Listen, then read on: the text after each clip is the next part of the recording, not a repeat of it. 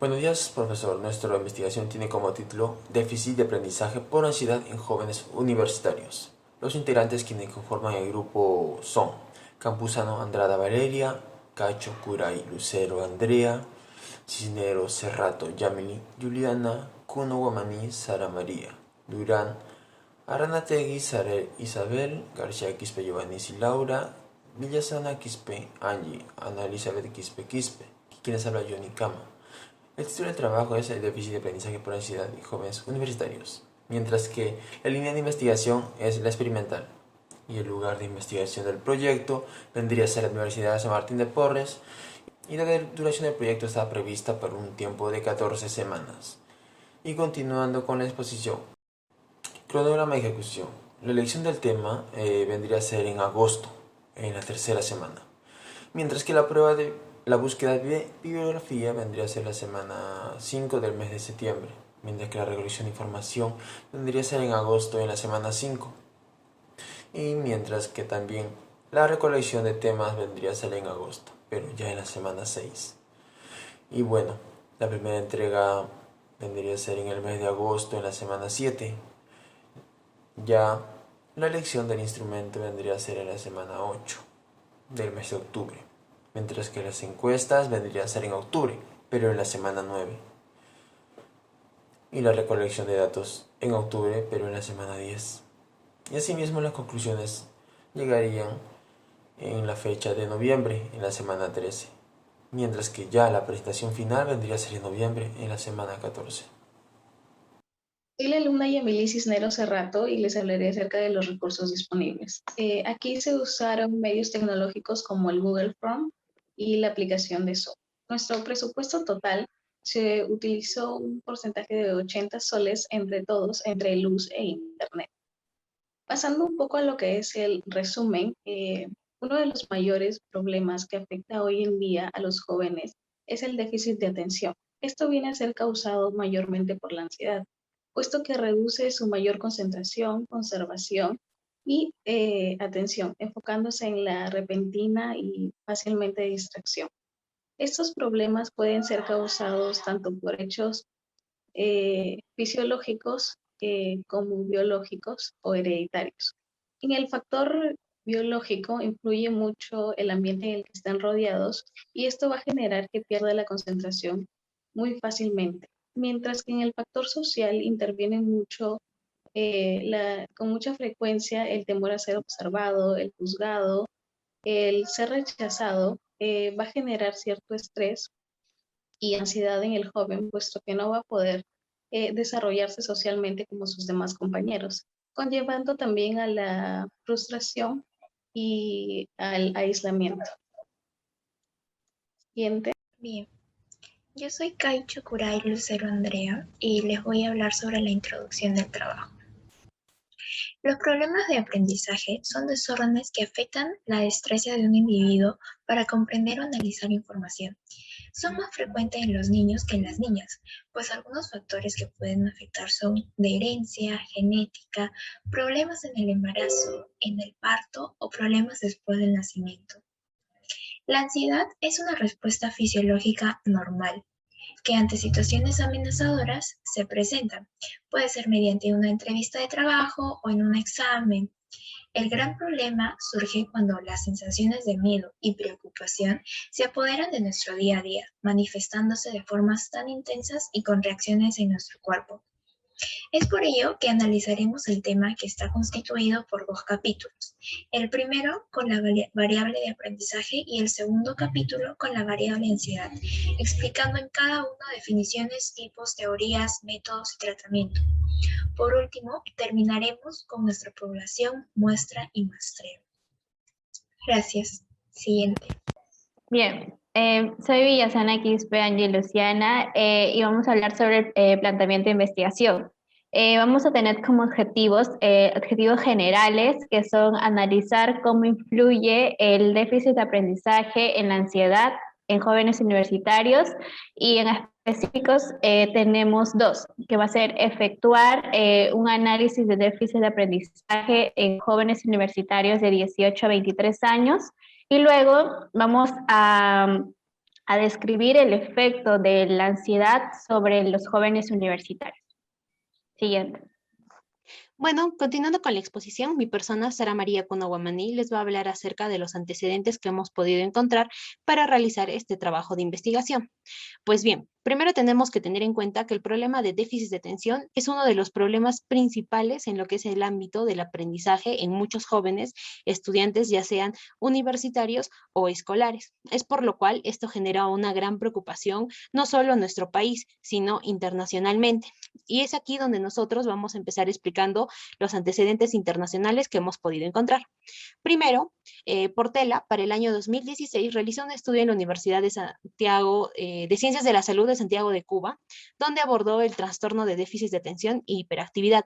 En este, él buscaba o nos mencionan que dicho trastorno es un patrón constante de inatención, hiperactividad e impulsabilidad, y que hace que interfiere en las actividades cotidianas de los estudiantes, afectando así la conservación de los nuevos contenidos y la memoria de trabajo de cada uno, afectando en general todo lo que vendría a ser el ámbito educativo del estudiante, generando malos resultados, etcétera. De la misma manera, Valentín Yotero, para el año 2014, en su estudio Ansiedad en estudiantes universitarios, un estudio con muestras de estudiantes de la Facultad de Educación, expresó la necesidad y el deseo de explorar lo que es el campo de la prevención de la ansiedad, ya que se dio cuenta de que este tema era muy importante, ya que no solo afectaba al estudiante en general, sino afectaba a todo su entorno en sí y cómo este se podría ver relacionado con lo que vendría a ser su estudio de cada uno de los estudiantes. Continuando, también les voy a hablar acerca de lo que vendrían a ser los antecedentes nacionales, ya basándonos un poco más en nuestro país. Para el año 2014, Blanco, en su estudio titulado Relación entre patrones de sueño y síntomas de ansiedad y depresión en los adolescentes en el Colegio de San Antonio de José de Sucre de Arequipa, nos menciona de que había buscado si existía alguna relación entre lo que podría ser los patrones de sueño que pueden tener los estudiantes al no realizar o tal vez al estar cansados y la depresión y la ansiedad que podría existir. Como resultado se llegó a de que sí tenía una relación y de que sí afectaba, y es por ende de que también es importante este tema de lo que es el sueño con la ansiedad. Continuando, les voy a mencionar a Bento en el año 2017, evaluó la relación entre las características y los estados de ansiedad y estrategias para afrontar la edad de estudiantes con la música. Este estudio se realizó de la Universidad Católica del Perú y fue uno de los estudios más innovadores que se pudo tener ese año, ya que se dio a entender de que no solo afecta o los estados de ansiedad y de estrés que pueden tener los estudiantes, tiene que ver mucho con cómo cada uno lo maneja, en este caso con la música. Por otro lado, y les voy a hablar acerca de la justificación de este trabajo, pues bien, esta presente investigación se realizó debido a que el déficit de aprendizaje está muy relacionado con lo que son los trastornos de ansiedad, y en especial en la población adulto joven de entre los años de 18 a 23. Consideramos que esta afectación es uno de los principales trastornos que se viene observando y que viene generando una gran influencia, no solo internacionalmente, sino nacionalmente, y asimismo es primordial este estudio para nosotros como profesionales de la salud mental, ya que así podemos entender y comprender y tratar de buscar dar una posible respuesta a este problema y ayudar con esta investigación. Eso sería todo por mi parte. Seguirá mi compañera. Gracias. Mi nombre es Campuzano Andrada Valeria.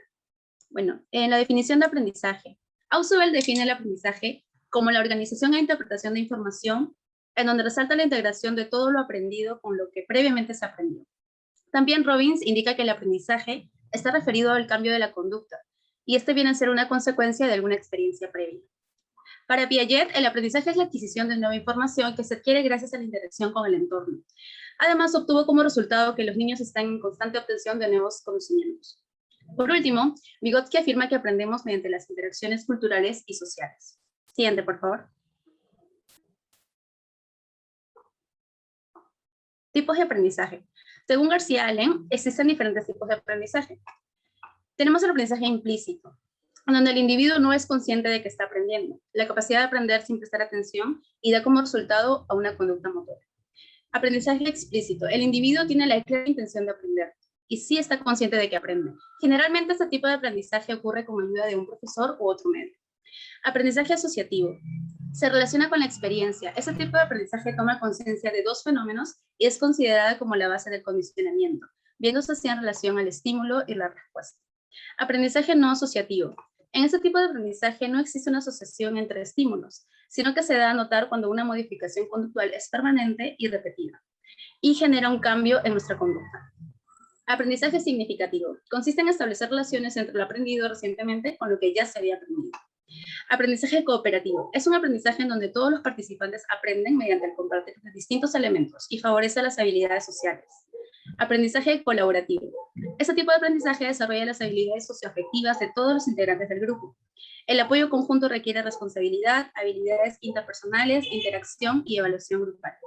Aprendizaje emocional. Este aprendizaje exige adquirir los conocimientos, distintas habilidades para poder reconocer y gestionar las emociones. Ayuda a formar buenas relaciones y a un buen manejo de la toma de decisiones. Aprendizaje observacional. Se aprende mediante la observación de determinadas conductas. Se da importancia a las influencias sociales, ya que nosotros aprendemos del entorno que nos rodea para construir mejores aprendizajes. Aprendizaje experiencial. Es un aprendizaje continuo que deriva de la experiencia, reflexionando sobre estas experiencias para construir otros mejores aprendizajes. Aprendizaje por descubrimiento. El aprendizaje por descubrimiento se basa en la relación de conceptos, conocimientos, asimilación de la información del individuo. De esta manera se incorpora su aprendizaje previo. Aprendizaje memorístico. Este tipo de aprendizaje, también conocido como aprendizaje por repetición, se realiza sin entender lo que se fijó en la memoria. Normalmente suelen ser olvidados con el paso del tiempo. Y por último, aprendizaje receptivo. El aprendizaje receptivo solo necesita comprender el contenido para poder reproducirlo. No se necesita la elaboración cognitiva profunda por parte del individuo. Siguiente. Continuando con la exposición, vamos a hablar sobre las teorías del aprendizaje. Dentro de estas vamos a mencionar 5, que una de ellas es, teoría de Ausubel. La teoría de Ausubel nos trata de decir que es un proceso de comprensión, transformación, almacenamiento de que vamos obteniendo. Y dentro de estos 3 tipos de aprendizaje es la representación. Es la cuestión de que cuando vamos a aprender vamos a repetir, ¿no? Vamos a ir repitiendo los conceptos. Cada vez que vamos aprendiendo o cada vez que el niño va aprendiendo nuevas palabras, va a tratar de relacionarlos, va a tratar de darle un objetivo, va a tratar de darle un significado. Bueno, en la proporción nos trata de decir de que junto con esta representación y conceptos nos va a ayudar a crear oraciones, nos va a ayudar a poder tener este diálogo que tenemos ahora. En la teoría de Piaget nos dice sobre las teorías del desarrollo. Las teorías del desarrollo nos dice que cada etapa nos va a llevar a una inteligencia madura en la que vamos a ir aprendiendo en cada cierta etapa. Ivan Pavlov nos dice que esta teoría es del condicionamiento clásico. Es uno de los más conocidos, bueno, esta teoría nos demuestra que produce un estímulo, ¿no? Es un estímulo neutro. Entonces, el condicionamiento operante ya es algo que podemos modificar el comportamiento a través de reforzamientos negativos, reforzamientos positivos, el castigo negativo, el castigo positivo. Todo esto se puede controlar y se puede modificar alguna conducta. Vygotsky nos dice que la interacción social son el centro para el desarrollo cognitivo. Vygotsky nos dice que nosotros vamos a aprender de afuera hacia adentro. En técnicas de aprendizaje, el ensayo nos trata de decir que es la repetición de contenidos que ya a través del habla, del escrito, podemos ir repitiendo. Por ejemplo, para poder aprender la tabla periódica tenemos que estar repitiendo la elaboración. La elaboración nos dice que es la unión de lo nuevo con lo que conocemos. Cada vez que vamos adquiriendo conocimientos, cada organización nos va a inclinar a resumir, a tratar de sacar los puntos claves, las ideas principales. La comprensión nos lleva a que todo lo que hemos, el ensayo, elaboración y organización, y llegamos a aprenderlo, vamos a llegar al proceso de comprensión. Y apoyo y motivación. Esto está siendo como una estrategia de aprendizaje, como una técnica indispensable, ya que nos ayuda a mejorar como el procedimiento de actividades. Muchas gracias. Soy Sara Durán y voy a hablar sobre la definición y los tipos de ansiedad. La ansiedad es una concentración emocional que se muestra en el individuo frente a las situaciones que se interpreta como amenazas o peligro. Por otro lado, Ayuso y Bulbeane en 1986 define el término de la ansiedad como una combinación de distintas manifestaciones físicas y mentales que son un peligro. Ahora los tipos de trastorno de ansiedad. El trastorno de ansiedad generalizado se caracteriza por la existencia de ansiedad y preocupaciones de carácter desmesurado. También el trastorno por estrés postraumático se muestra una vez que el paciente ha estado expuesto a un evento enormemente traumático. El otro es el trastorno obsesivo compulsivo, que se caracteriza por las obsesiones de pensamientos impulsivos, imágenes inusuales que provocan malestar o ansiedad significativa. También la fobia social, miedo persistente por una o más situaciones sociales. La fobia específica es un miedo persistente e imputado y desmesurado y desencadenado por la existencia o anticipación de un objeto o cualquier situación específica. El trastorno de ansiedad debido a una enfermedad médica se caracteriza por indicios prominentes a la ansiedad, piensan secundarios a los efectos fisiológicos directos a una patología. También el trastorno, por último, de ansiedad inducido por sustancias, que se caracteriza por indicios predominantes de la ansiedad, que se piensan secundarios de efectos fisiológicos directos a una droga o cualquier fármaco. Gracias. Les habla Ana Quispe y les voy a hablar de los factores de riesgo de la ansiedad.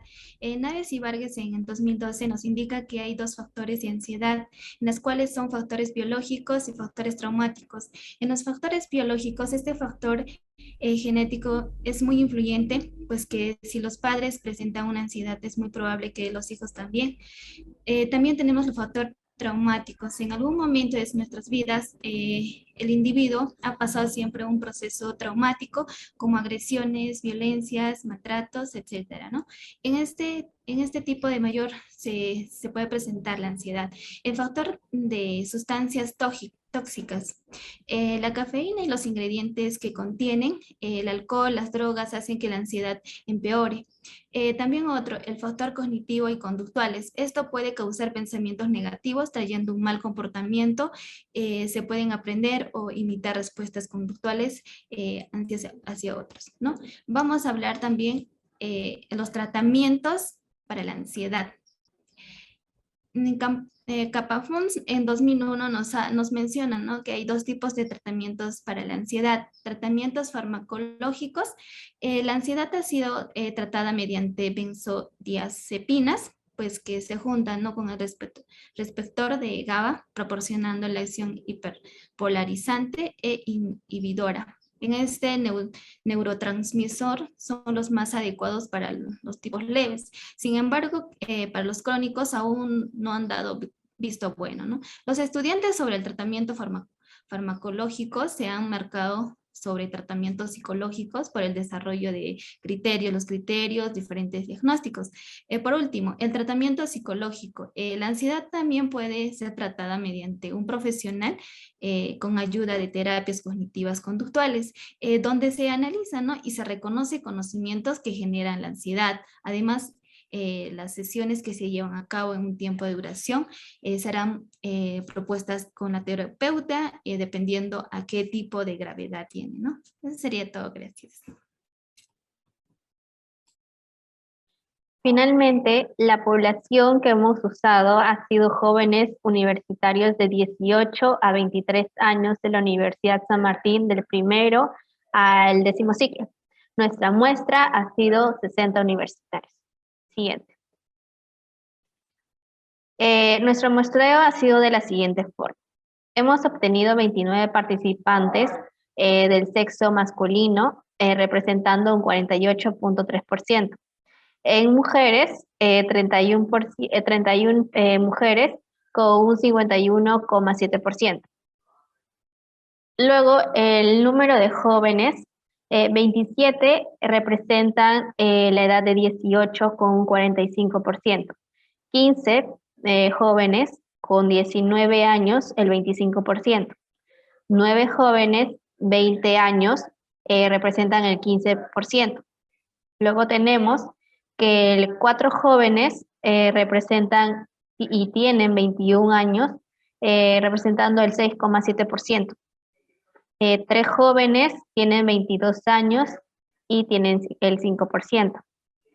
Y finalmente, 2 jóvenes con la edad de 23 años representan el 3,3%.